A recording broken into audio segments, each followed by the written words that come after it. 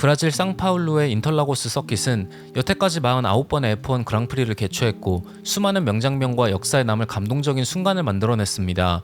아일톤 세나의 1991년 첫 홈 그랑프리 우승, 2008년 루이스 해밀턴의 극적인 첫 월드 챔피언십 우승, 2016년 폭우가 쏟아지는 와중 맥스 베르스타펜이 보여준 눈부신 추월 장면, 2021년 스프린트 레이스와 메인 레이스에서 무려 24번의 추월을 기록하며 우승을 차지한 해밀턴 등등 인터라고스는 F1에서 굉장히 상징성 있는 트랙이었습니다.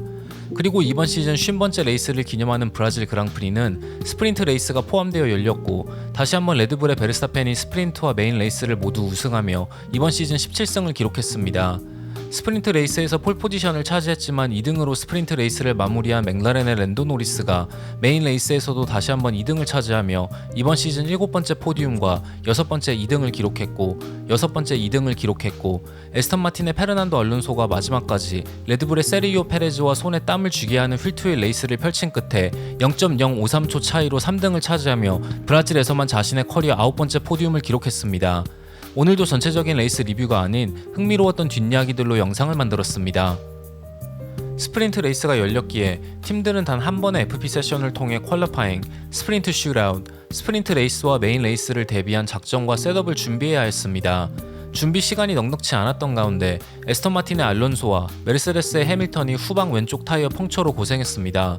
인터라고스의 노면에는 군데군데 홈이 패어져 있고 비가 많이 올 때 빗물을 빼는 목적으로 쓰입니다.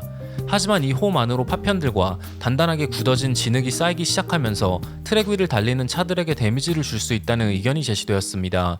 하지만 해밀턴과 알론소는 트랙이 아닌 피트레인에서 펑처를 입었다고 전해졌습니다. 피트레인에 뿌려져 있던 목과 나사들로 인해 많은 팀들이 FIA와 피렐리에게 불만을 표시했고 결국 피렐리는 FIA에게 정식으로 트랙과 피트레인을 퀄리파잉에 앞서 한 번 더 정리할 것을 요청했습니다.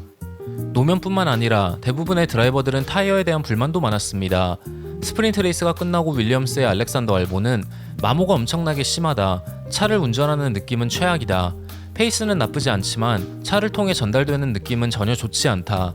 이 정도로 마모가 심하면 더 단단한 컴파운드를 선택하는 게 당연하지만 하드 타이어는 다른 컴파운드에 비해 페이스가 너무나도 떨어지기에 어쩔 수 없이 그립이 높은 소프트 타이어를 선택할 수밖에 없다.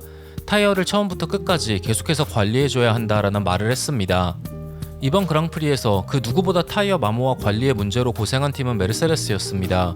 스프린트 레이스 초반 2등을 달리던 노리스를 상대로 10번 코너에서 추월에 성공하며 2등으로 순위를 끌어올린 러셀은 레이스 중반부터 눈에 띄게 떨어진 페이스로 1등인 베르스타펜과 무려 25초의 차이로 레이스를 완주했습니다.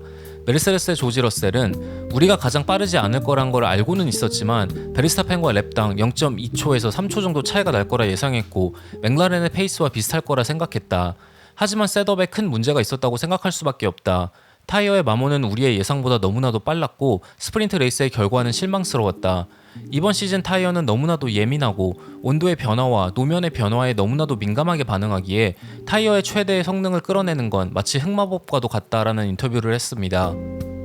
스프린트 레이스로 인해 FP 세션이 축소된 주말에 업그레이드를 도입하는 걸 많은 팀들이 꺼리고 있기에 브라질 그랑프리에서도 거의 모든 팀들이 새로운 파츠를 공개하지 않은 가운데 유일하게 하스만이 새로운 프런트윙을 준비했습니다.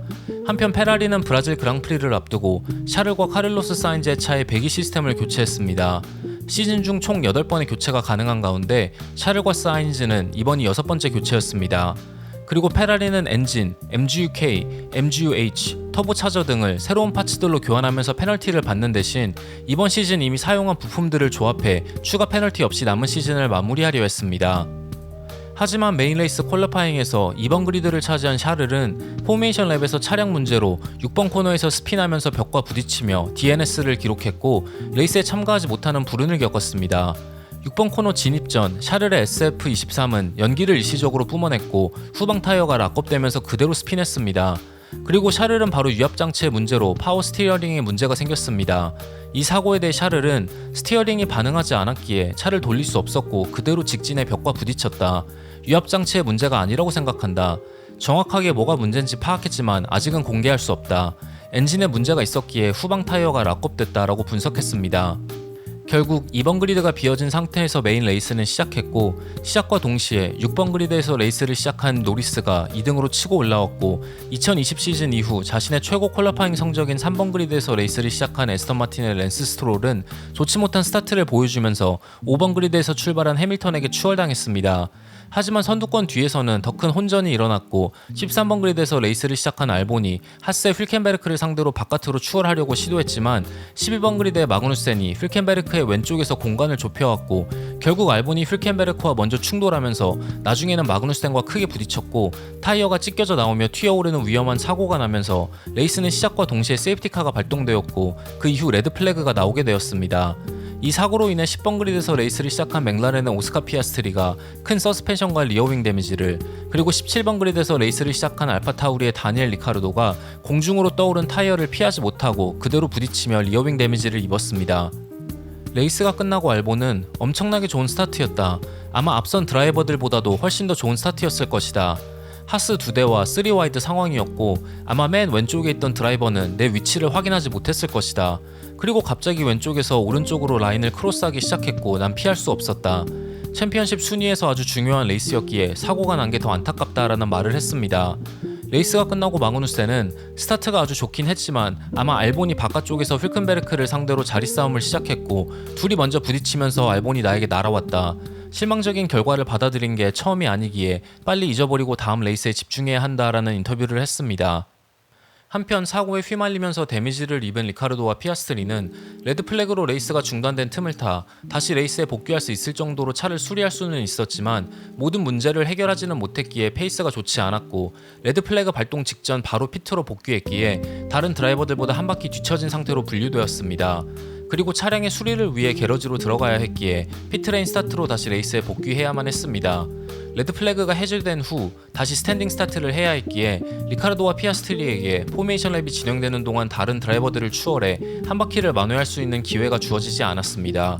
이에 대해 리카르도는 무전을 통해 얼마나 FIA 룰이 말도 안 되는지 이미 다 알고 있지만 그래도 이해할 수 없어. 정말 미안해 다들. 차를 완벽하게 고쳐줬지만 난 그렇게 착한 사람은 아니기에 FIA에게 꼭 한마디 하고 싶었어 라는 말을 했습니다.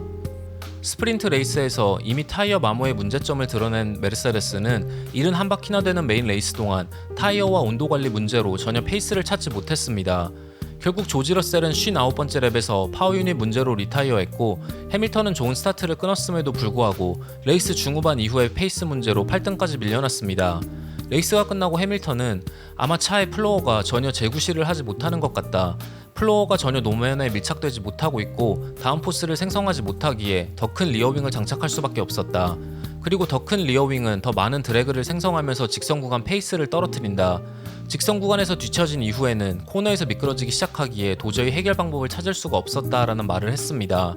그리고 레이스 중반 피트스톱 이후 갑자기 차의 왼쪽에 문제가 있고 스티어링이 오른쪽으로 쏠린다는 무전을 한 것에 대해서는 매우 이상한 일이었다. 처음에는 타이어가 제대로 결착이 안 된 건가 생각했고 스티어링을 왼쪽으로 돌려도 차가 오른쪽으로 쏠리는 현상이 계속되었다.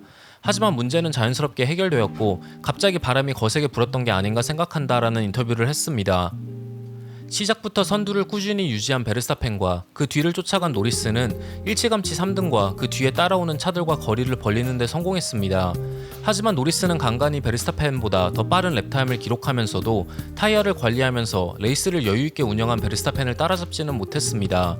레이스 초반 레드 플래그가 끝나고 레이스가 다시 시작된 이후 노리스는 베르스타펜을 상대로 꾸준히 거리를 좁혔고 7번째 랩이 시작할 무렵 1번과 2번 코너에서 베르스타펜을 상대로 추월을 시도했지만 베르스타펜은 안전하게 라인을 지키면서 수비하는 데 성공했고, 바로 이어지는 두 번째 DRS 구간에서 노리스는 다시 한번 거리를 좁혀 4번 코너에서 추월을 시도해봤지만 이번에도 추월하는 데 실패했습니다. 그 이후 노리스는 베르스타펜과 DRS 사용 가능 거리 바깥으로 밀려나면서 다시 추월 기회를 잡지 못했습니다. 레이스가 끝나고 노리스는 베르스타펜을 상대로 휠투휠 배틀을 할 수 있는 기회는 고작 처음 몇 바퀴밖에 되지 않는다. 알론소가 바로 뒤에서 쫓아오고 있었고 에스턴 마틴의 레이스 페이스가 타이어 마모가 심한 레이스에서 좋다는 걸 이미 알고 있었기에 무리할 수 없었다. 다시 한번 베르스타펜을 상대로 추월을 시도할 기회가 있었지만 이미 ERS를 대부분 써버렸고 무리해서 타이어를 혹사시키며 레이스 중후반 고생할 것이기에 추월을 또 시도할 이유가 없었다라고 분석했습니다. 초반에 레드플래그와 혼란스러운 상황이 정리된 이후 레이스는 조금씩 늘어지기 시작했지만 54번째 랩부터 페레즈와 알론소의 치열한 3등 싸움이 시작되었습니다. 페레즈는 DRS를 이용해 알론소와의 거리를 직선 구간에서 좁혔지만 알론소는 노련하게 1번과 2번 코너인 세나 S에서 수비를 했고 3번 코너인 커바 데소를 지나 이어지는 두 번째 DRS 구간에서 에너지를 효율적으로 쓰며 페레즈를 다시 한번 뿌리치는 데 성공합니다.